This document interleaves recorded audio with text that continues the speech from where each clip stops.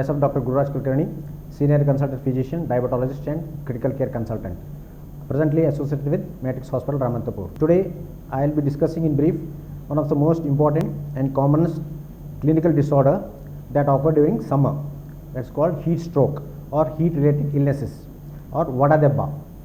So, the spectrum of these heat-related illnesses range from a typical heat illness, which typically occurs among young men and women who are particularly athletes, or else they are runners, firefighters, or else construction workers who work in a typical hot and humid environment. The symptoms may range from slightly being dizzy or being run down, extreme weakness, and a runaway. So such patients should be usually taken to a open air. They should be made to lie down, and their vitals should be checked if possible. And usually the treatment consisting of providing some oral rehydration juices, coconut waters, or any ORSL for that matter. Second, so the next in the spectrum of the illness is exertional heat illness. So this is common in children and the very aged and the persons who are unacclimatized to high degrees of temperature. So the incidence of EHI has been on the rise due to a global warming, a change in the climatic temperature, an increase in ambient temperature and increase in humidity, and also the rise in popularity of mass events like the organization of mass marathons has also led to increased occurrence of EHI.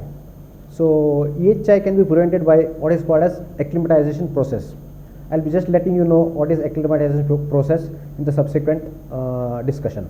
So next in the illness is exercise associated cramps. So these typically occur when the person exercises in hot and humid weather after a heavy bout of exercise, and typically there is painful and stiffening of the limbs involved, and the recovery time to recover from this illness is also very long. So the management involves in shifting these patients to a open airway space, then asking him to lie down on his back, providing with some ORS solutions, coconut waters, buttermilks, and try to collect some glucose, or else try to observe him for another 30 minutes so that he should be okay. So next in the spectrum of this disease is called heat exhaustion. This is typically it occurs with the elevation of the core body temperature to almost to the rate of 104 degrees Fahrenheit as measured by a rectal thermometer. So patient will also be having some amount of vomiting, dehydration, loose motions, tachycardia, and shortness of breath also. So the patient should be immediately rushed to a cooler place in an open space, and then he should be made to lie down supine, and if possible some blood electrolytes should be drawn. If there is a provision to draw electrolytes, blood glucose should be drawn, and the patient should undergo some amount of initial assessment. The treatment consists of providing him with ORS solutions, coconut waters, buttermilk, and any other fluid for that matter. It might be also associated cardiovascular collapse in these patients and the sudden stopping of the ongoing activity. The one more important feature of this heat exhaustion is the patient will not be having any CNS symptoms as against heat stroke, where there is the onset of CNS symptoms. So this is also a life-threatening illness. If the patient cannot be managed at the site, then he should be shifted to a nearest hospital. The last in the spectrum of the illness is heat stroke.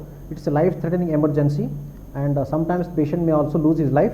So it's characterized by elevation of the core body temperature to more than 104 degree Fahrenheit, and there is associated collapse, and the patient may be having some amount of shortness of breath also, and the rectal temperature should be measured in all patients, and these patients again should be shifted to a higher center if almost in every time. So usually there is a fall in this BP, and the care should be taken to see whether the patient has got his cap all right, that is circulation, airway, breathing at all right. So the management of this patient includes in immersing him in ice water tubs, and rapid cooling should be initiated. So how should the patient be cooled? So it is at the rate of almost 1 degree Fahrenheit for 3 minutes, or else 2 degree Fahrenheit for 5 minutes. So if at all you do not have any record to take over the temperature, then the cooling should be continued almost to 15 to 20 minutes, or else the patient until the patient starts shivering. So this is a life-threatening emergency, and almost the patient usually shifted to a nearest hospital. So we need to understand the basic pathophysiology of heat production, heat dissipation, if at all we want to understand the heat related illnesses. So our body usually produces continuously heat from the normal metabolic process that undergo in our body, and also we absorb heat from the environment, and also the exercising muscles also generate some amount of heat. So once the heat is generated, then it has to be dissipated, that is, it should be lost. So how is it accomplished? It is usually accomplished by way of evaporation, which is a major form of heat loss. Next would be the radiation, and then followed by conduction and convection. So whenever there is increased generation of heat, as occurs when all these systems fail whenever the humidity rises to greater than 75%, as in the patient of heat stroke. So whenever the core body temperature start rising, then this is detected by the hypothalamus, that is a small unit in the brain which detects the core body temperature. Whenever this high core body temperature is detected, then it sends signals to the peripheries, particularly the sweat glands and cutaneous blood vessels, wherein the blood is rushed to the cutaneous. It is diverted from the main organs to the cutaneous blood vasculature. So it aids in sweating and loss of body heat to the surface. So whenever there is increase in humidity, almost greater than 75%, then all these dissipation mechanisms are lost. So what happens is the core body temperature starts rising. When the core body temperature starts rising, then blood is shunted to the peripheral organs. There is hypoperfusion of the main organs like liver, kidney, heart also, and then there is organ failure. There is cell death occurs, and there is release of cytokine storm in the body. So when these cytokines are released into the body, they set in what is called a multi-organ failure. So patient will lie in shock, and his BP might not be recordable, and you will also have a cardiovascular collapse.